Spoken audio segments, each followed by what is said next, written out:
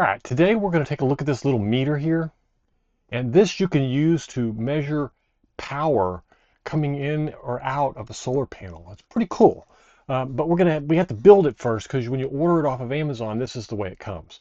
So I'm going to take you down here to the workbench, and then we're going to get cracking on making it. So what we really need to do with this is we need this to have solar ends on it. So what we have to do is the power comes in from a source on this side. And that would mean that it needs this kind of end coming in and this kind of end going out on the positive. And then this will allow us to plug in the positive coming into here and then plug this one into the one going out. So that's what we're going to do first. Now, as we learned in the previous video, the large ones go to the small one and the little ones go to the big one. So we're going to clamp this on here first. And I'm just going to walk through this real quick of push the end onto the little metal cap there. I'm going to put it in the middle setting here, and then I'm going to clamp it down on the wire where it will pinch it down around there good and tight. And as you can see, that clipped really close and really good, and it's on there nice and tight. Then we should be able to just take this and slide it right into this. Now these wires are a little bit tight, or a little bit loose. They're stranded, so they come loose. So you got to be patient with pushing them in until they click, and then tighten it down, and that end is done. Then we're going to just rinse and repeat on the other side. I like to pinch them a little bit. They seem to fit it better into the tool here. And then, whoops, we just need to make sure that you have enough patience to get it on there, and that you get it lined up just right, so that it clamps those down and twists them back into the wire. And you just give it a little bit of a pinch.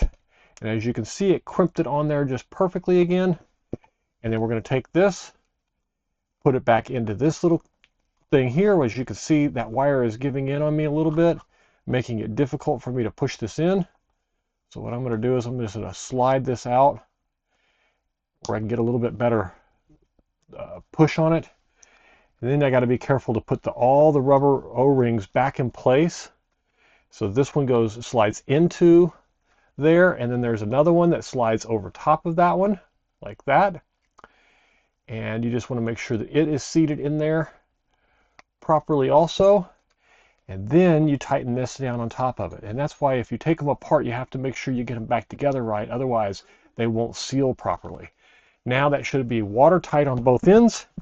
And then we just need to reverse it for the other side. So we take another one, we use the big, and you can see the difference here between the big and the small.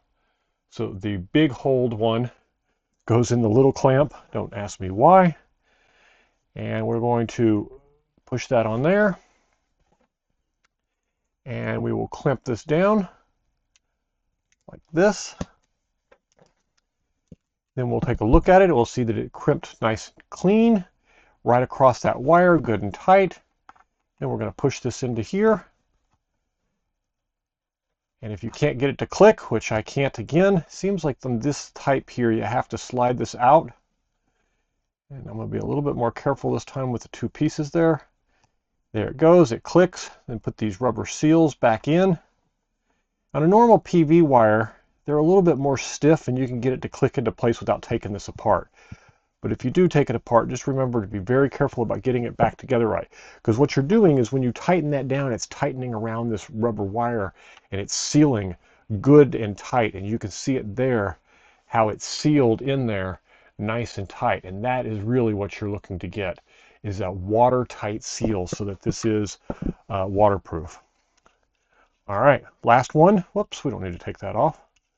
We just don't want it to, whoops, now that we've done it, we've got to fix it. All right, so this goes here, and this just tightens. Just make it not tight, just put it on there. The little one is what we need for this side, and give it a little twist of my own here. Bring it into the tool, line it up, hold it on with my finger, give it a nice pinch.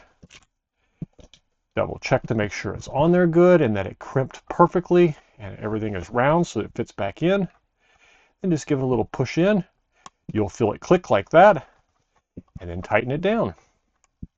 Now we can put this in line on a adapter. Now there is one extra piece here. There are 3 little connectors here.